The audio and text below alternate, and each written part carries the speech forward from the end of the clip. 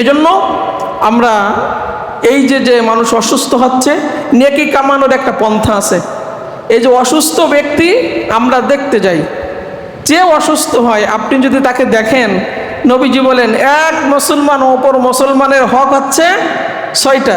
দেখা হবে, সালাম দিবা, দাওয়াত দিলে কবুল করবা, এরপরে পরামর্শ চাইলে পরামর্শ দিবা, হাসি দিলে হাসির জবাব দিবা, অসুস্থ হইলে দেখতে যাবা, মৃত্যুবরণ করলে জানাজায় যাবা। এক মুসলমানের উপরে অপর মুসলমানের এই 6টা হক। তার মধ্যে একটা কি, যখনই অসুস্থ হয় আপনি তাকে কি করবেন, দেখতে যাবেন।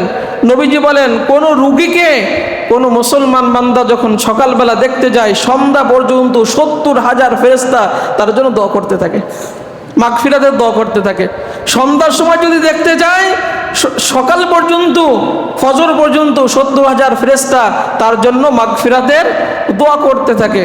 কারণ কিয়ামতের ময়দানে আল্লাহ রাব্বুল আলামিন বলবেন, বান্দারে আমি অসুস্থ ছিলাম, আমাকে তুমি দেখতে যাও নাই, আমি ক্ষুধার্ত ছিলাম, আমাকে খেতে দাও নাই, আমি পিপাসিত ছিলাম, আমাকে তুমি পানি পান করাও নাই।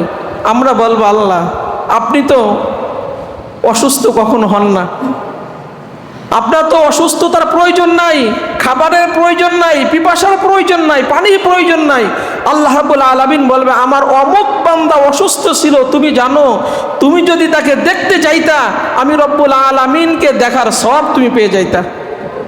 আমার অমুক বান্দা ক্ষুধার্ত ছিল, তাকে যদি তুমি খাবার খাওয়াইতা আমি রব্বুল আলামিনকে খাবার খাওয়ানোর সওয়াব তুমি পেয়ে যাইতা।